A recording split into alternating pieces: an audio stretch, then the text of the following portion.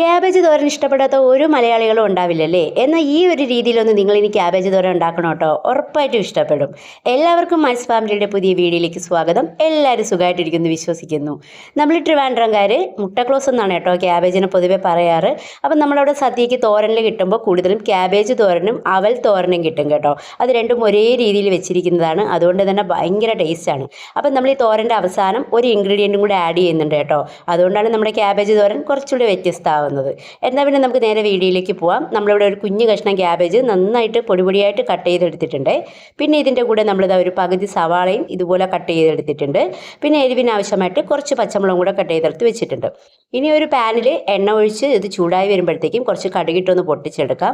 കടുക് നന്നായിട്ട് പൊട്ടി വരുമ്പോഴത്തേക്കും ഉണ്ടല്ലോ, നമുക്കിതിലേക്ക് കുറച്ച് ഉഴുന്ന് പരിപ്പിട്ട് കൊടുക്കാം. എന്നിട്ട് അതൊന്ന് ഇതുപോലെ ഒന്ന് റോസ്റ്റ് ചെയ്തെടുക്കാം.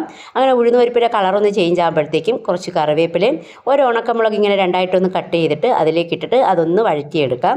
എന്നിട്ട് ഇതാ ചെറിയതായിട്ടൊരു കഷ്ണം ഇഞ്ചിയും വെളുത്തുള്ളിയും നന്നായിട്ടൊന്ന് കട്ട് ചെയ്തതും കൂടി ഇട്ട് ഇതിലേക്ക് നന്നായിട്ടൊന്ന് വഴറ്റിയിട്ട് നമ്മൾ കട്ട് ചെയ്ത് വെച്ചിരിക്കുന്ന സവാളയും ക്യാബേജും പച്ചമുളകും കൂടി ഇതിലേക്ക് ഇട്ട് കൊടുക്കാം. ഇനി നമുക്കിതെല്ലാം കൂടെ ഒന്ന് നല്ല രീതിക്കൊന്ന് ഇളക്കി കൊടുക്കാം കേട്ടോ. ഇളക്കി നന്നായിട്ടൊന്ന് യോജിപ്പിച്ചതിന് ശേഷം നമ്മുടെ ക്യാബേജ് വേവിന് ആവശ്യമായിട്ടുള്ള ഉപ്പൂടെ ഇട്ട് കൊടുക്കാം. പിന്നെ ഒരു ചെറിയ സ്പൂൺ മഞ്ഞൾപ്പൊടിയും കൂടി ഇട്ട് കൊടുത്തിട്ട് ഇത് നന്നായിട്ടൊന്ന് ഇളക്കിയെടുക്കാവേ. ഇളക്കിയെടുത്തതിന് ശേഷം നമുക്കിതെല്ലാം കൂടി ഇതുപോലെ ഒന്ന് കൂട്ടി വെച്ചിട്ട് ഒന്ന് അടച്ച് വെച്ച് വേവിച്ചെടുക്കണം. അപ്പോൾ തീ മാക്സിമം ലോ ഫ്ലെയിമിൽ വേണം കേട്ടോ വയ്ക്കാനായിട്ട്. അപ്പോൾ ഈ ക്യാബേജ് വെന്ത് വരുന്ന നേരം കൊണ്ട് നമുക്കിതിന് വേണ്ടിയിട്ടുള്ള അരപ്പ് തയ്യാറാക്കി എടുക്കാം.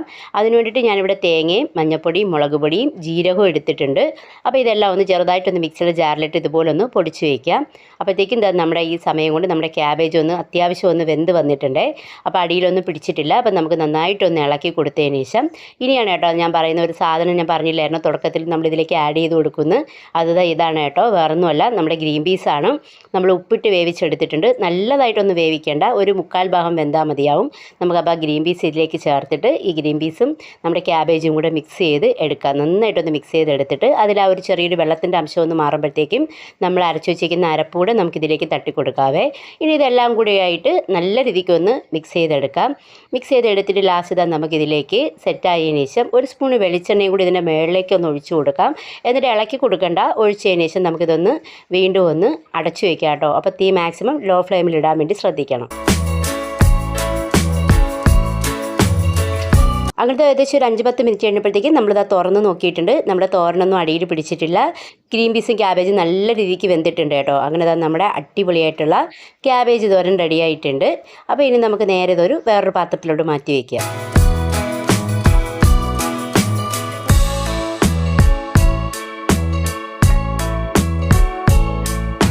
അപ്പോൾ എല്ലാവരും ഇനി ക്യാബേജ് കിട്ടുമ്പോൾ ഇതുപോലെ ഒന്ന് ട്രൈ ചെയ്ത് നോക്കുക. ഞാനിവിടെ കുറച്ച് ചൂട് ചോറിൻ്റെ ഉള്ള നമ്മുടെ ക്യാബേജ് തോരൻ ടേസ്റ്റ് ചെയ്യാനായിട്ട് എടുത്തിട്ടുണ്ട്. അടിപൊളി രുചിയാണ്, കുഞ്ഞുമക്കൾക്ക് ഉറപ്പായിട്ടും ഇഷ്ടപ്പെടും കേട്ടോ. അപ്പോൾ എല്ലാവർക്കും ഇന്നത്തെ വീഡിയോ ഇഷ്ടപ്പെട്ടെന്ന് വിചാരിക്കുന്നു. വീഡിയോ ഇഷ്ടപ്പെട്ടാൽ ലൈക്ക് ചെയ്യാനും കമൻറ്റ് ചെയ്യാനും ഷെയർ ചെയ്യാനും മറക്കരുത്.